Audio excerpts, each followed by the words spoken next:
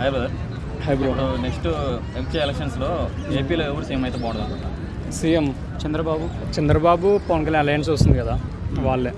అంటే ఎందుకని? ఎందుకంటే ప్రజలు మార్పు ఇప్పుడు కోరుకుంటారు కదా. చేంజ్ లేదు కదా స్టేట్లో. అంటే ఉన్న ఇన్కమ్నే పంచుతున్నారు కానీ డెవలప్మెంట్ ఎక్కడుంది? అంటే డెవలప్మెంట్ ఏదైనా జరగలేదా? డెవలప్మెంట్ ఏముంది బ్రో? డెవలప్మెంట్ ఎక్కడుంది? మనకు ప్రస్తుతానికి రాజధాని కూడా లేదు చెప్పుకోవడానికి. డెవలప్మెంట్ ఎక్కడుంది? కొత్తగా ఏమైనా ఇండస్ట్రీస్ పడినాయని, ఏమైనా జరిగిందని ఏమైనా ఉన్నాయా? అందరికి డబ్బులు పంచినారనే ఉన్నాయి కదా. అంటే 2019 వరకు కూడా చంద్రబాబు నాయుడు ఉన్నారు, అప్పుడే డెవలప్మెంట్ జరగలేదు. ఇప్పుడు జగన్ ఉన్నాడు, డెవలప్మెంట్ జరగలేదు అన్నారు. వాళ్ళు ఒకసారి ఛాన్స్ ఇస్తే జగన్ ఏమైనా చేయగలరు? 2019 ముందర డెవలప్మెంట్ స్టార్ట్ అయింది, క్యాపిటల్ స్టార్ట్ అయింది కదా, బిల్డింగ్ స్టార్ట్ అయినాయి కదా. జస్ట్ 5 yearsలోనే మొత్తం డెవలప్మెంట్ అవ్వాలంటే అవ్వదు కదా. స్లోగా స్టార్ట్ అయ్యే ప్రాసెస్ని ఇంకా ఎలక్షన్స్తో అది వచ్చి మళ్ళీ అంత కొలాప్స్ లాగా అయిపోయింది. మరి ఎందుకు ప్రజలు ఎందుకు వద్దనుకున్నారు జగన్ ప్రభుత్వం? చిన్న ఎగ్జాంపుల్ అండి, తెలంగాణ కూడా 10 years బ్యాక్ చూసుకుంటే డెవలప్మెంట్ లేదు, కానీ 10 yearsలో ఎంత డెవలప్మెంట్ అయింది. ఏపీ కూడా అట్లాగే అయింది ఇస్తే గాన. అదే 5 years ఇప్పుడు జగన్కి ఇస్తే చేయలేడంటారా డెవలప్మెంట్? 0% కదండి చేసింది. అంటే ఇక్కడ ఏమన్నా ఈ 5 yearsలో కొంచెం గ్రోత్ ఉంటే మనం మళ్ళీ స్టార్ట్ చేయొచ్చు. ఈ 5 yearsలోనే ఏం లేదు కదా. అంటే మధ్యలో కరోనా వచ్చింది కదా. సరే ఆ 2 yearsలో తీసే బ్రో, ఆ 3 yearsలోనే ఏమైనా గ్రోత్ ఉంది? ఇప్పుడు క్యాపిటల్ పరంగా కానీ ఏమైనా కంపెనీస్ పరంగా ఏమైనా గ్రోత్ వచ్చిందా?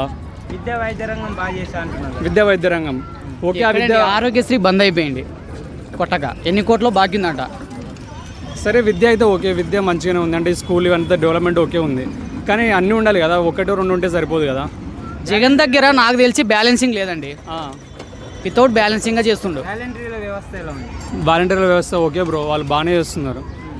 వాళ్ళ వల్ల ఈజీ అయిపోతున్నాయి గవర్నమెంట్ పనులు, చేసుకోవాల్సిన పనులంతా ఓకే, వాళ్ళ నుంచి ఏం ప్రాబ్లం లేదు. Okay nice. అంటే ఇప్పుడు జనసేన టీడీపీ అలయన్స్ వస్తుంది, వాళ్ళు వస్తే ఎలాంటి పథకాలు పెడతారు? పెట్టిన తర్వాత అభివృద్ధి చేస్తారా?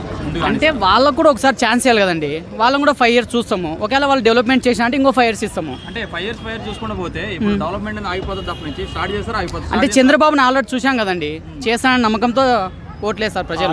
అంత మూర్ఖంగా లేరు కదా జనాలు. ఎగ్జాంపుల్ ఉంది కదా, హైదరాబాద్ ఎగ్జాంపుల్ ఉంది కదా, గ్రోత్. హైదరాబాద్ జినోమ్ వ్యాలీ తెచ్చింది ఎవరండి? Chandrababu. Genome valley pharma industries హైదరాబాద్లో ఇవి మన హైటెక్ సిటీ టైప్ కానీ అవన్నీ ఫార్మా ఇండస్ట్రీ అంటే ఎక్కడ తీసుకొచ్చారు? ఓన్లీ సైబర్ ట్రావర్స్ కట్టించారు తప్ప నుంచి అన్ని తీసుకొచ్చారు. ఫస్ట్ ఒక స్టెప్ పడడం ఇంపార్టెంట్ కదండి. ఒక స్టెప్ పడిన తర్వాత రిమైనింగ్ స్టెప్స్ వస్తాయి. ఒకటేసారి అవ్వదండి, మొత్తం ఒకటేసారి ఒకటి రోజు అంతా అవ్వదు. కానీ ఏపీలో ఎక్కడ స్టార్ట్ కాలేదు డెవలప్మెంట్. సో ఆయన విజన్ ఉన్న లీడర్ అనేసి మొత్తం టాక్ ఉంది, ఆయన మీద ఒక క్లారిటీ ఉంది, ఓకేనా. ఇంకా దాని తర్వాత పవన్ అంటారా, పవన్ అన్నీ వదిలేసుకొని పాలిటిక్స్లోకి వచ్చారు. ఇంకా పదవి మీద ఆశ లేని నాయకుడు కంటే ఎవరు కావాలండి ప్రజలకి?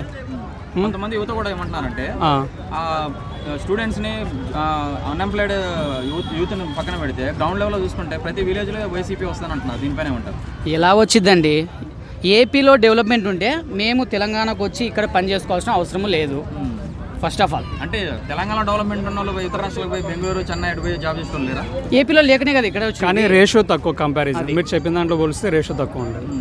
అంటే చాలా వరకు ఆంధ్ర వాళ్ళు యూఎస్ ఆపరేట్ అని చెప్పి చాలా చోట్ల సెటిల్ అయిపోయారని చెప్పేసి అంటున్నారు.